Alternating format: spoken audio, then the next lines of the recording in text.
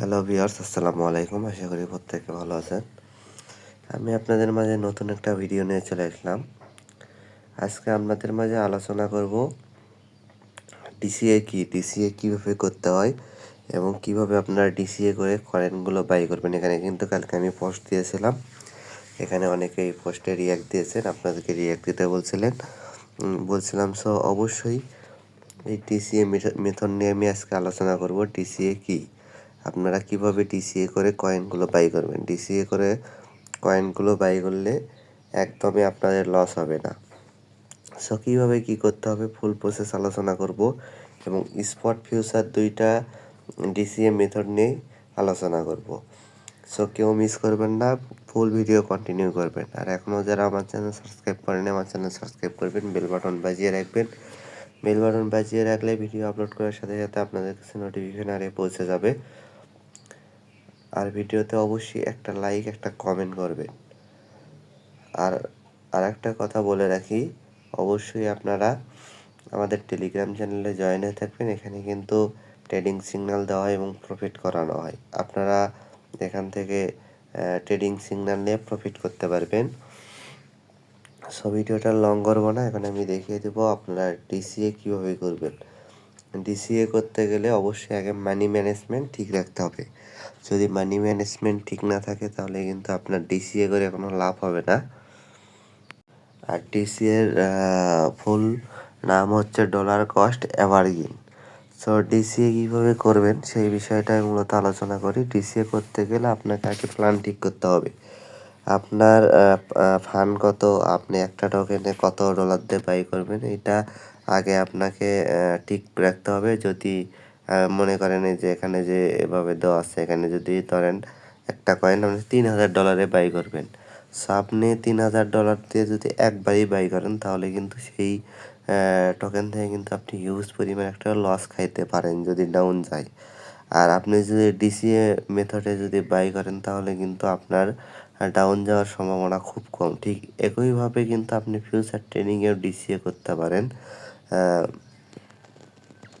ধরেন ফিউচারে একটা সিগন্যাল দেওয়া হলো, ধরেন একটা সাপোজ একটা টোকেনের ভ্যালু আছে $1 পিচ্ছেন। সো আপনাকে ফিউচারে সিগন্যাল দেওয়া হলো $1 পিচ্ছেন থেকে এই টোকেনটা $1.30 যাবে। সো সেইভাবে একটা 20x লেভারেজের সিগন্যাল দেওয়া হলো, আপনি কি করবেন? $50 দিয়ে ফিউচার ট্রেড লাগাবেন। সো $50 দিয়ে ফিউচার ট্রেড একবারে লাগানো যাবে না, আপনাকে কি করতে হবে? আপনাকে আপনি প্রথমে 10 থেকে $12 দিয়ে $12 বা $15 বা $20 দিয়ে আপনি ফিউচার ট্রেড একটা লাগালেন। লাগানোর পর সেকেন্ড এন্ট্রি প্রাইস আপনাকে আরেকটা দেওয়া হবে। সো সেকেন্ড এন্ট্রি প্রাইসে আরেকটু দিয়ে বাই করলেন, তাহলে কি হলো যে আপনার যদি টোকেনটা নিচের দিকে আসে, যদি আপনি ডিসিএ না করেন তাহলে কিন্তু আপনার অনেক পার্সেন্ট আপনার লস দেখাবে।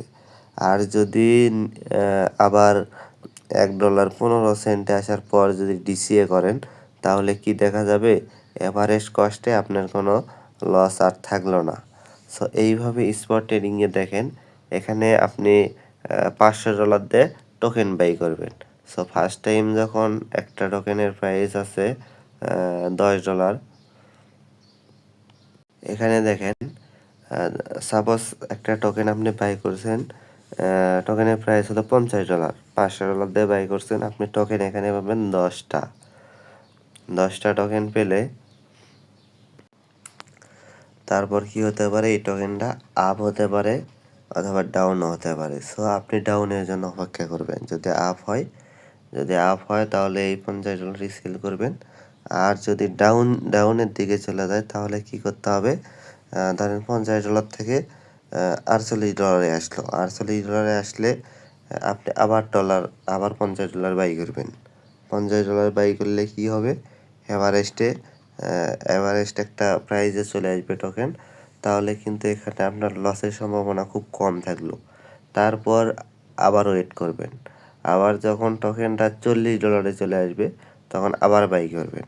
$40 চলে আসলে দেখা যাবে যে আপনার অ্যাভারেজ একটা প্রাইস দাঁড়াবে যেমন প্রথমে আপনি $50 বাই করছিলেন, তারপর আপনি $48 বাই করলেন, তারপর আপনি $40 বাই করলেন। যখন $40 থেকে $50 চলে যাবে তাহলে কিন্তু আপনার এখানে কিন্তু প্রফিটটা বের হয়ে আসলো। এইভাবে মূলত আপনাকে ডিসিএ করতে হবে। আর যদি আপনি $50 সব বাই করেন তাহলে কি হবে? তাহলে কি লস থেকে বাঁচতে বেশি প্রফিট করতে অবশ্যই আপনাকে ডিসিএ করে কয়েনগুলো কিনতে হবে। এখানে যদি আমি বিএনবি দেখাই, এখানে দেখেন এগুলো চার্টগুলো ফলো করবেন। ধরেন এখন বিএনবি প্রাইস কত আছে?